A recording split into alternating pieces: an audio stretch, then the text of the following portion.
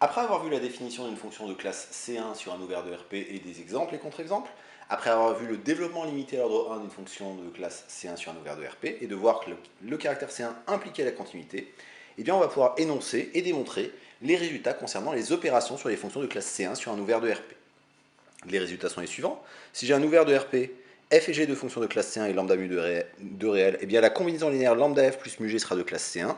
Et en plus, je sais calculer les dérivées partielles. La dérivée partielle par rapport à la jm variable de lambda f plus mu g, c'est la lambda fois la dérivée partielle de f par rapport à la jm variable plus mu fois la dérivée partielle de g par rapport à la jm variable. Pour un produit, si f et g sont de classe C1 sur oméga, alors le produit est de classe C1 et pareil, j'ai une formule qui permet de calculer les dérivées partielles du produit.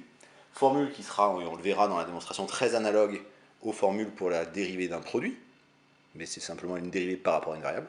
Pareil pour un quotient de fonction de classe C1 dont le dénominateur ne s'annule pas, f sur g sera de classe C1, et j'ai un moyen de calculer les dérivées jm de f sur g en fonction de f, g et des dérivées par rapport à la jm variable de f et de g.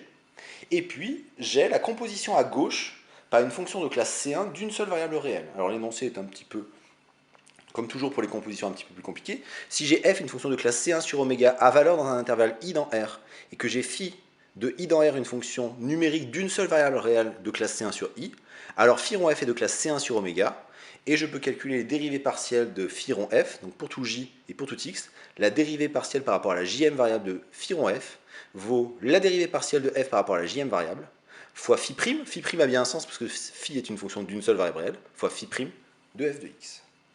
Alors la démonstration va être assez simple, et elle va faire appel tout simplement aux opérations sur les fonctions et sur les nombres dérivés, et puis après les opérations sur les fonctions continues pour justifier le caractère C1, c'est-à-dire les continuités des applications dérivées partielles.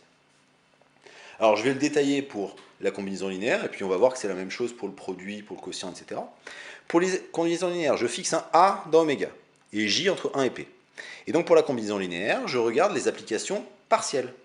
L'application partielle pour calculer la dérivée partielle de lambda f plus mu g par rapport à la jm variable, ça veut dire que je vais fixer toutes mes variables aux aj sauf la jm, où je vais laisser le xj.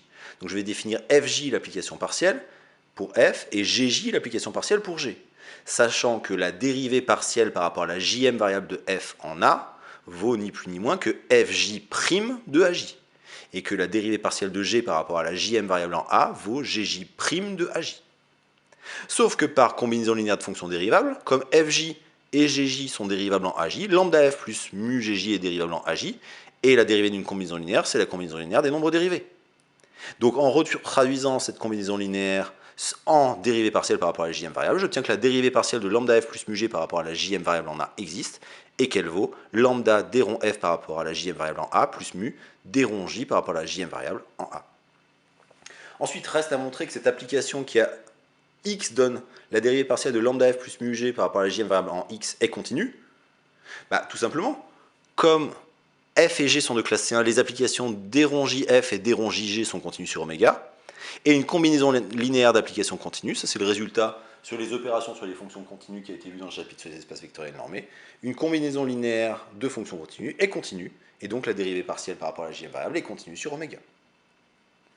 Pour le produit, j'ai exactement la même chose, sauf que j'essaye de calculer la dérivée en aj de fj fois gj. Mais un produit de fonction dérivable est dérivable, et la dérivée d'un produit, c'est fj' gj plus gj' fj, pris en aj à chaque fois. Sauf que cette dérivée-là, c'est la dérivée par rapport à la jm variable de fg. Là, j'ai la dérivée par rapport à la jm variable de f en a, fois g de a, plus la dérivée par rapport à la jm variable de g en a, fois f de a. Et là, pour conclure, il faut justifier que la fonction d rond j de fj est encore continue. Et c'est là qu'on a besoin, au préalable, d'avoir vu le développement limité à l'ordre 1 pour voir qu'une fonction de classe C1 est automatiquement continue. C'est-à-dire que là, comme f et g sont de classe C1, djf et djg sont continues sur oméga. Mais comme elles sont de classe C1, en particulier elles sont continues, donc g et f sont continues. Et donc par somme et produit de fonctions continues, d rond j de fg est continue sur oméga. Pour le quotient à dénominateur ne s'annulant pas, c'est pareil, c'est la même chose, sauf que j'ai la dérivée d'un quotient. La dérivée d'un quotient, vous connaissez, c'est la dérivée du numérateur fois le dénominateur, moins la dérivée du dénominateur fois le numérateur sur le dénominateur au carré. Et quand je remplace fj de aj vaut f de a, gj de aj vaut g de a, fj' de aj, par définition, vaut la dérivée par rapport à la jm variable de f en a, et gj' de aj vaut la dérivée par rapport à la jm variable de g en a. Et là encore, donc là j'ai calculé la dérivée partielle, justifié qu'elle existe et donné la formule. Reste à justifier la continuité de l'application des dérivées partielles. Et bien la continuité d'application des dérivées partielles, elle provient des continuités de djf et djg, qui viennent directement du caractère C1 de f et de g, et de la continuité de f et de g, puisque des applications de classe C1 sont continues. Donc là, j'ai au numérateur une somme et un produit de fonctions continues, au dénominateur une fonction continue, et j'ai un quotient de fonctions continues dont le dénominateur ne s'annule pas à valeur scalaire, ce qui est bien une fonction continue. Et donc, f sur g est bien de classe C1 sur oméga. Enfin, pour la composition à gauche par une fonction de classe C1 d'une seule variable, bah pareil, je vais utiliser la composition, la dérivée d'une composée. Fj est dérivable en Aj, Phi est dérivable en Fj de Aj. Donc la dérivée de la composée, c'est Fj' de Aj fois Phi' de Fj de Aj. Sauf que Fj de Aj, c'est F de A, et Fj' de Aj, c'est la dérivée par rapport à la jm variable de F en A. Quant à la continuité, comme F est de classe C1, d rond Jf est continu. Comme F est de classe C1, F est continu, donc l'application qui a A donne F de A est continue.